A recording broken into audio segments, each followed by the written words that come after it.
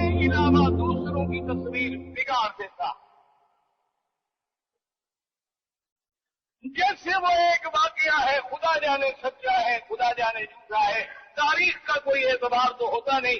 واقعہ لکھا ہے کہ ایک شہزادے نے دوسری شادی کا ارادہ کیا، خواہش کی کہ میں شادی کرنا چاہتا ہوں، لڑکی ایسی ہو ایسی ہو ایسی ہو. بادشاہوں کے مزاج ہوتے ہیں. ایک آدمی نے بتایا کہ جناب میری لڑکی اتنی خوبصورت ہے، جمیل ہے، عالمہ ہے، فاضلہ ہے، اور اللہ نے بڑی صلاحیتوں سے نوازا ہے، اگر شہزادہ قبول کرے تو میں بس رشتہ دینے کے لیے تیار ہوں. شہزادے نے کہا ٹھیک ہے، تحقیق کرو بھی کیسے ہے لڑکی.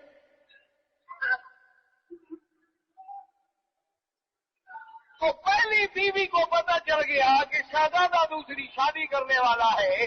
جس عورت کو بھیجا گیا کہ تحقیق کرو پتہ کرو کہ لڑکی کیسی ہے، اس نے اس کو بلایا اور کہا کہ یہ انعام لے لو، مہربانی کر کے جب لڑکی دیکھ کے آؤ شہزادے کے سامنے ایسی تصویر پیش کرو کہ وہ شادی سے نفرت کر لے.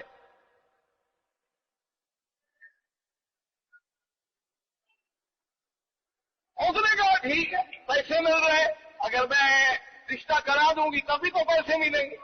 رشتہ نہ کرانے کے جب پیسے مل رہے ہیں تو ٹھیک ہے، وہ چلی گئی.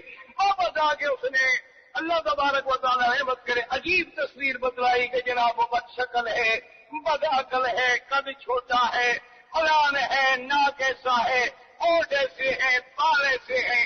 شہزادے نے سنا، اس نے کہا کہ بات تو ٹھیک ہے لیکن میں تو اس بندے کو زبان دے چکا ہوں کہ میں نکاح کروں گا.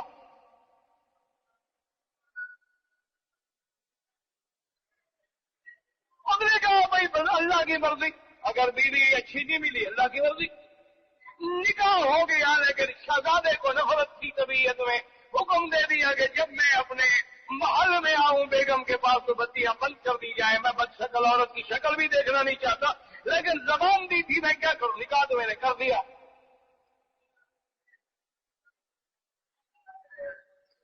اب ایک دن گزر گیا، 2 دن گزر گئے، نہ بادشاہ بات کرتا ہے، نہ وہ بیچاری نئی نویلی دلہن ہے، نہ وہ بات کرتی ہے. رات نہیں کھلتا، اندھیرے میں بادشاہ آتے ہیں، اندھیرے میں چلے جاتے ہیں. آخر بیوی نے ایک دن یہ کیا کہ بادشاہ جب اپنے آئے باغ میں بیٹھا تھا تو وہ پھولوں کے گجرے بنا کے اور چہرے پہ نقاب ڈال کے پھول پہنچانے کے لیے چلی گئی. بادشاہ نے جب دیکھا کہ یہ کون ہے پھول بیچنے والی، ایسی خوبصورت لڑکی پھول بیچتی. بادشاہ حیران ہو کے دیکھ رہا ہے. اور اس نے کہا بادشاہ کیوں دیکھ رہے ہو؟ میں کہا تیرا اتنا جمال ہے اور یہ کام کرتی ہو، میرا تو تم دل چاہتا ہے کہ تم سے شادی کر لوں. نے کہا تیری تو میں بیوی ہوں شریف آدمی. اس نے کہا کیا مطلب، تم کون ہو؟ تمہاری بیوی. میرے صاحب نے کہا نہیں مجھے یہ کہا تھا. اس نے کہا وہ تصویر والوں نے میری تصویر بگاڑی تھی، ورنہ اللہ نے تو مجھے یہی بنایا. اسی لیے لوگوں نے تصویریں بگاڑ دی کہ یہ نجدی ہے، یہ دیوبندی ہے، یہ تبلیغی ہے، یہ اہل حدیث ہے، یہ منکر نبی ہے، یہ پیروں کو نہیں مانتے، یہ مدینے کو نہیں مانتے، یہ فلاں کو نہیں مانتے. مکے مدینے والے تو پکے نجدی ہیں، اللہ کے نبی کو نہیں مانتے. لوگوں کے دماغ میں وہ غلط تصویر بیٹھ گئی، انہوں نے حقائق کو سوچنے کی کوشش نہیں کی. اگر آنکھیں کھول کے دیکھو گے ایمان سے، جو لوگ مدینہ دیکھ کے آ چکے ہیں یا جنہوں نے پہلے دیکھا ہوا ہے، ان کو آپ اللہ کے کعبے میں کھڑا ہو کے پوچھے کہ اس جیسا خوبصورت مسجد اور ایسا حرم اور ایسے مدینے منورہ کا روضہ مبارک آج تک دنیا کے نقشے میں کسی نے بنایا ہے؟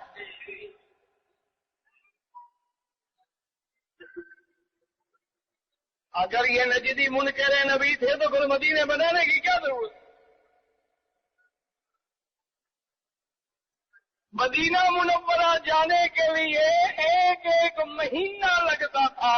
میرے والد نے اس زمانے میں بھی سفر کیا ہے جب مدینہ پہنچنے کے لیے قافلے 2 مہینے بیٹھے رہتے تھے. بارشیں چلتی تھی، سیل آتی تھی، ندی نالے بن جاتے تھے،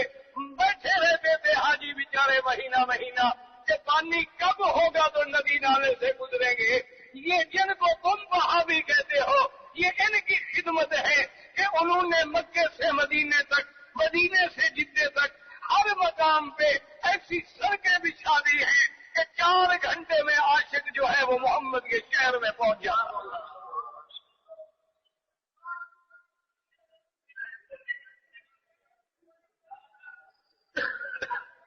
ایسا ایسا انتظام، ایسی سڑکیں دنیا میں نہ بیٹھے.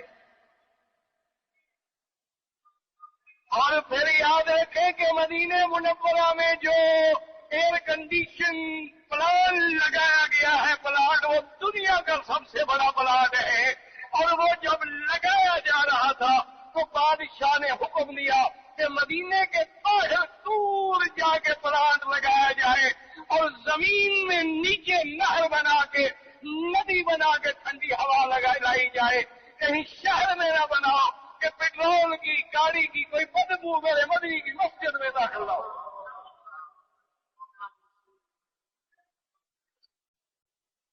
یہ وہابی ہیں اور جن کی زندگیاں مجرے میں گزرتی ہیں اور طوائفوں کے گانے میں اور قوالیوں میں گزرتی ہیں وہ عاشق. اب تصویر بگاڑ دو تو ہم کیا کریں؟